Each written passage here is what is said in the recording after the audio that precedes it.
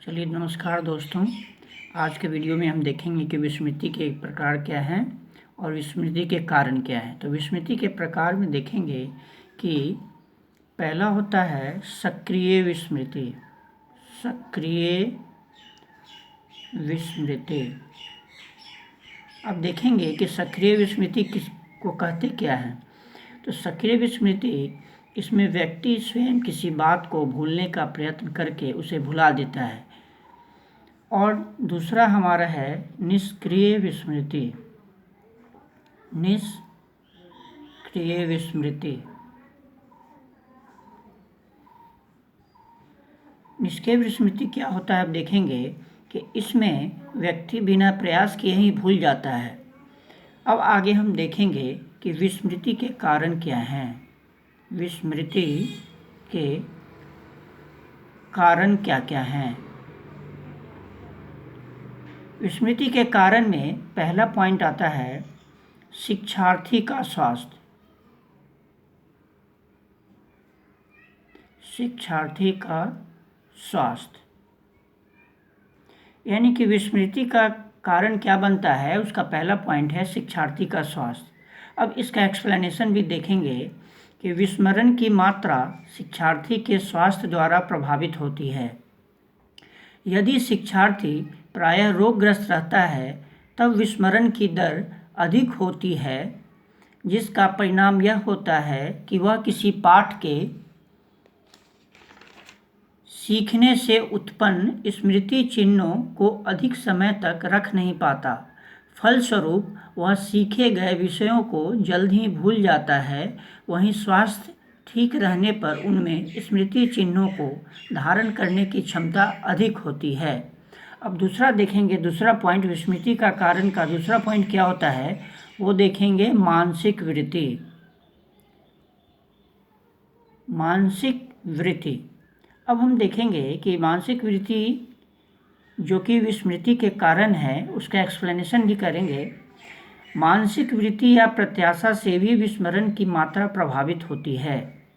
ऐसा देखा गया है कि जब छात्र को किसी पूर्व सीखे गए विषय या पाठ को पुनः याद करने को कहा जाता है और एक समय सीमा दी जाती है, तब वे ऐसा करने में अधिकतर सफल होते हैं।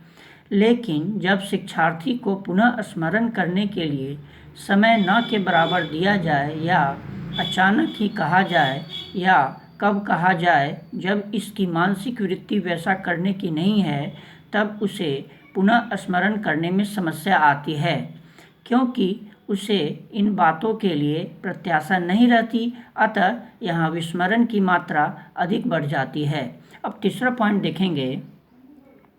तीसरा पॉइंट जो विस्मृति का कारण होता है, सांवेगिक कारण। इसको इंग्लिश में इमोशनल भी कहते हैं। सांवेगिक कारण।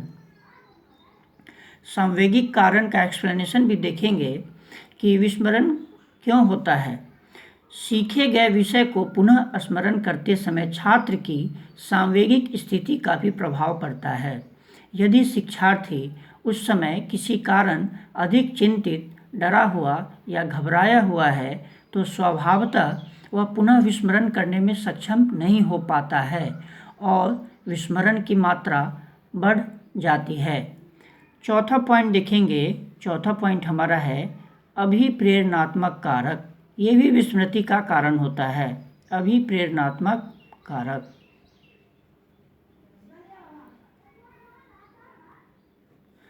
पांचवा पॉइंट जो होगा वह है विषय का स्वरूप। ये भी विस्मृति का कारण होता है।